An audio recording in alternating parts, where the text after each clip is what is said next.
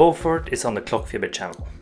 It comes in this kind of standard looking box, nothing too spectacular, but then we know they've focused on what's inside the box. And before that, you just want a quick wrist check. I got my Oris Pro Pilot X on my wrist that I've had for quite a while. It is my current traveler watch, but what's inside the box is going to be a better one, and I'll tell you why.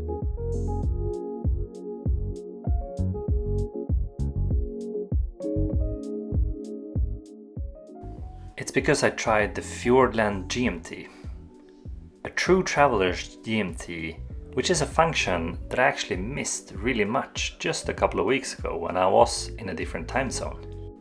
It might sound a little bit strange that you need a watch to help you keep track of this, but when you are in a time zone of like plus or minus 7 to 8 to 9 hours, it becomes quite annoying to keep track of this in your head. Is it backwards? Is it forwards? Is it night? Is it morning? So that's why I think the GMT actually has a function.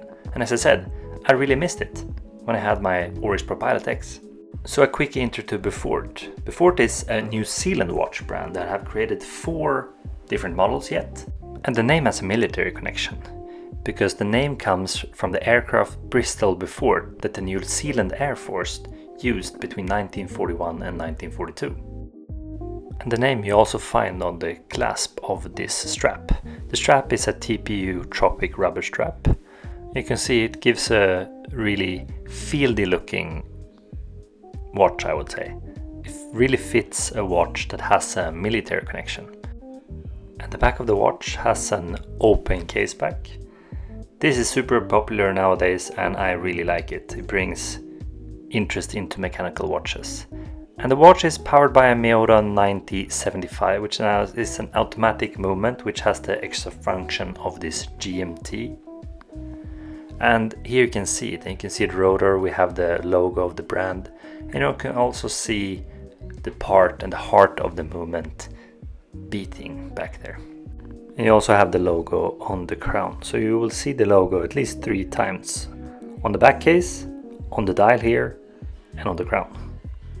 But let's try this watch on the wrist. It's 39 millimeters, which is promising, and you will see how well it wears on my 16.5 centimeters wrist, which I think is one of the most common wrist sizes actually around the world. So I think this watch is gonna fit most of you guys. And when looking at it, I love it. And why do I love it? I love it because of the dial. So we're gonna zoom into the dial, and I think this gray kind of texturized part is really nice. The watch is martini gray that I tried, and I think that one really fits to this tropical strap. But when you look on Beaufort's website, you can see that to every watch you can buy additional straps, which is always fun that the brand does that from the start, so you know that the strap is fitting really well. And here we have a beads of rice bracelet. That is quite nice. You can see the quality here when we are looking closely at it. It got so many pieces, and it's gonna show later when I try it how comfortably this wears. You see it has the push springs, and I will show how to adjust that later. It becomes a little bit trickier when you have these beads of rice. It's more parts that can basically be tricky. But also the clasp, it's a quite standard clasp. It has not all the parts polished. You can see some edges here that is not strictly polished, which is nice. I think the contrast makes it cool. But otherwise, standard butterfly clasp. Does the job, but nothing extra.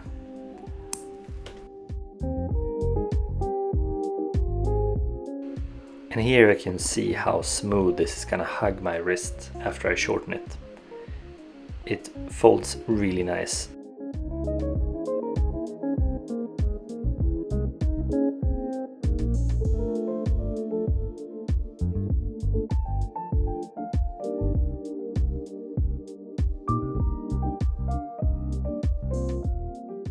So let's remove the tropical strap. This is obviously a piece of cake. I use my Bergeon 6767 tool with a smaller kind of edge. You can see it falls off really easy. Let's do that on the other side. But before we look at the watch on the strap, I will look at the case only.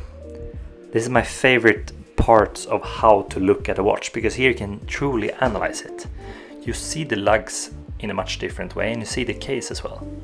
So if we start by analyzing the lugs, you see it's mostly brushed, but you have small pieces that is polished. I think this mixture is not super common, but quite common, and I think it creates a nice look. From the back, we've seen it before, but here you can really see that the lugs are normally sized, I would say, but this watch is for sure gonna fit on a lot of different straps. It's gonna be a strap monster. The crown, as I said before, has the logo, and here you can also look at the thickness of the watch. And the case itself is actually 10.9 millimeters thick, but the sapphire is 1.9 millimeters, which makes the total thickness 12.8 millimeter.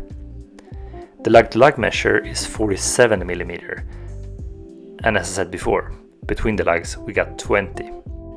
The steel strap that we have actually has this quick release system, which makes it very easy for anybody to remove and change strap, because the rubber straps are quite easy to remove with a spring bar tool.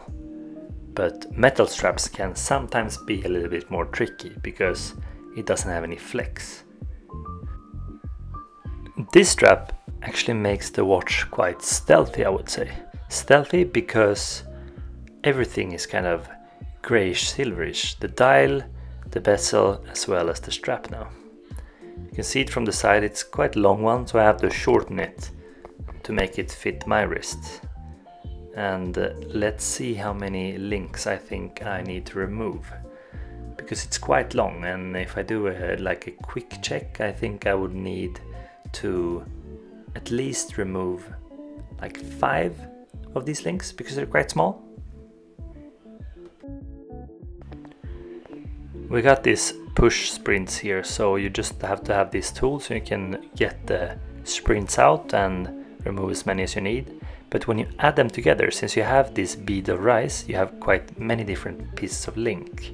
So then it's quite tricky. I usually lay it down like this and try to push it down when it's laying like this, and that if that doesn't work, try to hold them together and like easily push it down.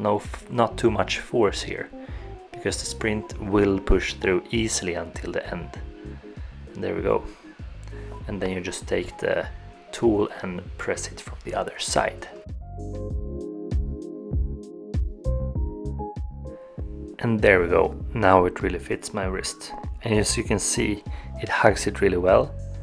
And I think this bead of rice bracelet is almost as good as a tropical one. For me, it's usually quite easy to decide which one I like the most, but on this one, it's super tricky. So how do we set the time then on this GMT? So when the crown is all the way in, you can wind the watch obviously, but if you pull it out 2 steps, you can set the time.